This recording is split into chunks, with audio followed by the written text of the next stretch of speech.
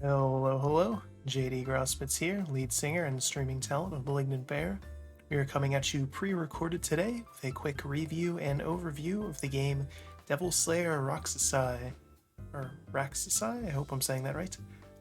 This is a newer action indie roguelike, similar in vein to Binding of Isaac, so it's top-down with tons of different items and enemy types and randomized rooms and everything.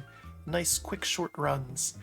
This is like I said, it's a brand new game from a Chinese developer. It's their first title as far as I can tell. And it's excellent. And I haven't seen much about it, which is kind of a shame. So I wanted to put out a quick video on it. So without any further ado, we'll go ahead and jump on into the game there.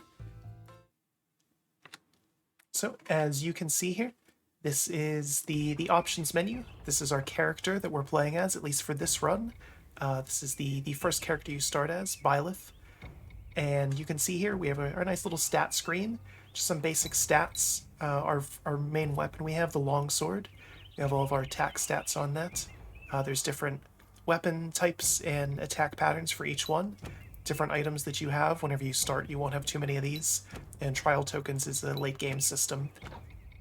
But as you can see here, top-down perspective. These are some of the other characters that you can unlock as you go through. Every character in this game is an attractive woman, which I suppose is probably one of the selling points. All of them have a different weapon type that they start with, and every character has slightly different stats and different skills and passives that you can unlock as sort of the longer-term progression mechanic for the game. So there's reason to play different characters, or you can just stick with one if you want to. Every character in the game can use every weapon in the game, so you're not just locked to the longsword. For example, if I happen to find, this girl's giant hammer or another type of giant hammer throughout a run, I'm more than welcome to use that. But in here we have difficulty selector and trial tokens. I haven't unlocked any of those yet. If you're scroll keeper, you can see every type of enemy and item that's in the game, which is pretty cool. And here you have the trainer, so you can try different bosses again, so you don't have to do full runs to get to them again if you are struggling with something. But let's jump right in, make this nice and quick. So here is the journey screen, and you always start here on the left in the deserted city, and as you go and you get more attempts in at the game, and you clear more bosses, you unlock more potential bosses, so that gives you more options here. But when you first go through, you only have one set path you can take. But you can see here what's going to show up in that area based on the little icons underneath the boss picture there. But we'll go in, and we'll do the first one. And I'm playing Byleth for a reason. She's the starter character of the game. The others you unlock as you complete each chapter going forward. So, you can see here, you always start in this little room. You get to talk to the witch, and she gives you a little bit of lore. Again, fairly attractive art in this game, if you're into that. And I have a perk unlocked where I can exchange some health to get different rewards. So I'm going to ignore that for now. And nope, I don't need to do anything like that. I have another perk where I get multiple weapons, including one right off the bat. So you can see here's the base longsword. Pretty basic. You can parry attacks, have a power attack, or I can switch to the other one, which it's similar, unfortunately. I was hoping for something a little bit different, but we'll have to go with this. So you pick up keys, you go through. Again, controls kind of like a twin stick. I'm playing this right now with a controller. Works fine with keyboard and mouse as well. But here we have a treasure room. So picking up some of the loot in here, gold, and our first relic. So every item that you get as you go through is just for that run. So if I die and start over, then I'm going to lose that relic. I'll lose all the gold and all the keys that I have as well, and the weapons. So you always just start with your default weapon. But let's go in and check out some combat. When you're playing with the controller, there is a lock-on function. With mouse and keyboard, there's not one, because you don't really need it. So you can sprint, you can dodge. Dodging has iframes, which is nice, and you will definitely need them. You can hear there's lots of combat going on. Some enemies will fight each other, which is fine, except you want to try to kill them yourself, because enemies give souls, And souls is how you get the permanent progression items in this game, and we'll see that when we go to the end of the chapter. So we're picking up some basic items. There's little orbs for your health and mana is what you use for your skills.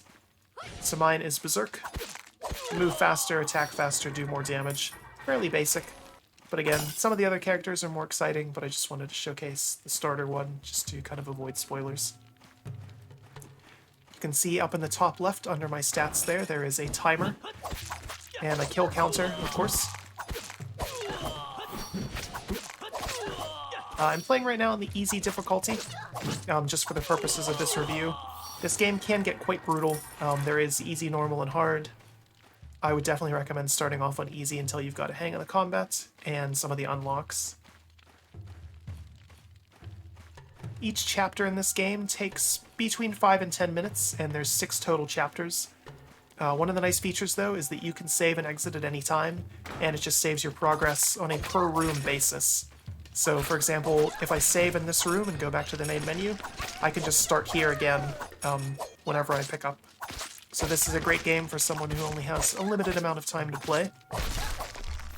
Or if you do have slightly more time, a full run of the game, doing all 6 chapters, would probably be about 45 minutes once you know what you're doing.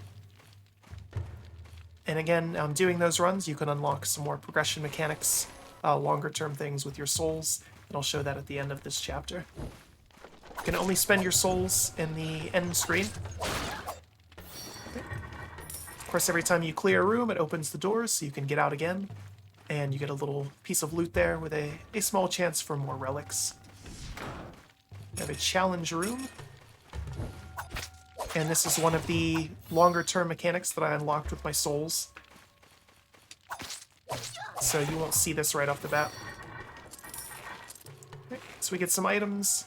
Starting off, you can only equip one of each item. So, for example, I already have a health potion, so I can't get another one. It stays there in the room, and you can see that on the mini-map in the top left.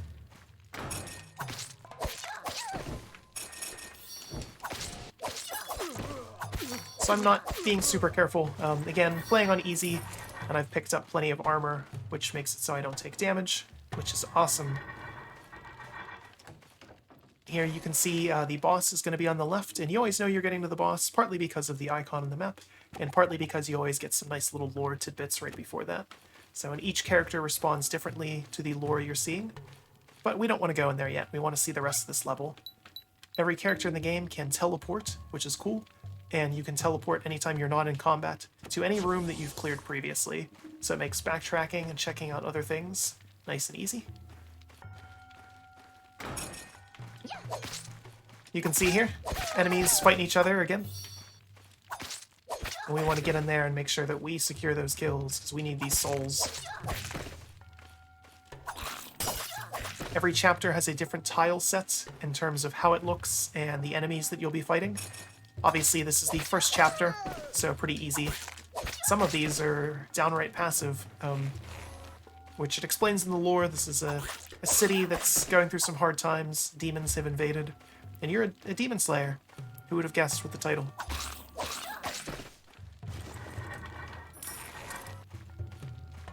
Great. So we want to go down here. Use a key to open this door because this is the shop. And in here you can see a bunch of different item types you can buy. So this is a kind of neat one. Drops my max HP but increases my attack power by a huge amount. Increases max HP but decreases attack power. That's a fun one. And this one is receiving lethal damage. If you have 10 souls, they'll be consumed. Wow. So basically, get out of jail free card. A neat thing with this one, you can see it's part of the Hunter set up in the top. Some relics do have set bonuses, so you can try to target specific things for a build depending on what you want to do. We're going to go with that, though, because we have plenty of armor. So we don't really need too much else. Used all my gold for that. You can see when you buy things, the price goes up, which is a nice little mechanic. It makes you kind of think about what you want to do. Alright, we definitely have to play it safe. Don't want to use all my armor now. So again, comparable to Binding of Isaac in terms of kind of the type of game and definitely the perspective. Obviously, Binding of Isaac has been in development for years by one incredibly dedicated individual and now an entire community that helps out in terms of mods and things like that. So it's going to have a lot more content and polish. But that's not to say that this game is bad by any means. This is great, especially for a first effort from a very small development studio. And I've actually re-recorded this review several times because even since launching, this game has gotten 2 updates now, adding a little bit more content, some bug fixes, and rebalancing, which I think speaks well to the future of this game. So here, first boss. I'm tearing through it because of that item I have. You can see I'm doing a lot more damage than I was before. And you can even check that in the stats screen, so get a nice item for doing that. You can see my attack power way higher than it was before. But you can also check what weapons you have and your items so you can see at any point what you're using. This guy shows up if you beat a boss perfectly and don't take any health damage, which I did, and he'll give you a relic in exchange for your max HP. I'm curious. I don't know if he'll actually let me do that because I don't have any. I'm gonna fight him instead. Which is an option. So of course if I fight him, I'm going to get the relic at the end. But then he won't show up again if I happen to perfect another boss. But that's okay, because we're going to keep this short. Like I said, just do 1 chapter. Doesn't matter which one I pick, but you do have the option there. Because I want to showcase the progression mechanics in the game. So like I said, as you're going through, your gold and keys carry over between chapters. Your souls do not. You have to spend them here to start another chapter. And you can spend them at the Soul Keeper, which unlocks items. And you will get this item right away in your inventory. And then it adds it to the drop list for the rest of the game. So if I start another run, I can potentially find this item again. Or you can spend them on gameplay things. So for example, if I want to spend my souls on this, I can see more items in the shop. Or this is your talent system, so this is passives that your character gets, and each character gets their own passives. Or you can gamble them away at a chance for items.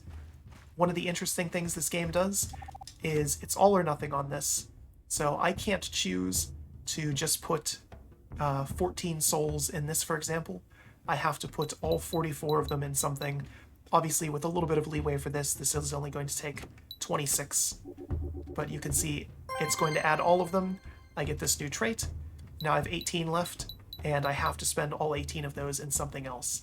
Obviously, all of these are going to be unlocked for my entire, I guess, playthrough, any character I play. But for this one, this is just talents for Byleth, but obviously these will carry over to every character. But you can see I don't get to pick and choose. All 18 of my souls have to go into that. And when they do, the door opens up, and we get to go into Chapter 2.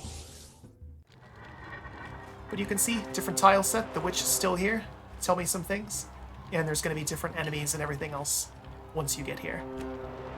But you can restart at any time. It ends your run. It keeps the progress I made there in terms of what I turned in soul-wise. So Byleth will have more progress made towards her talents going forward. And of course, all of my characters will not have the bonus in the shop. But like I said, this game's it's pretty cool. It's, again, not as in-depth as Binding of Isaac, but that's not a bad thing. I think there is lots of potential for it, though. Like I said, they've already been adding some content and updates, and I think they're planning on doing more in the future. A full run of this game, fairly quick. Even just a chapter run, fairly quick. So this is a nice game for someone who doesn't have as much time anymore to maybe play. You know, something you can just sit down for 10 minutes, make some meaningful progress, save, and jump back in another time. And there's enough variety with the different characters and different weapons and items that every time you play, you're going to be able to get in something a little bit different.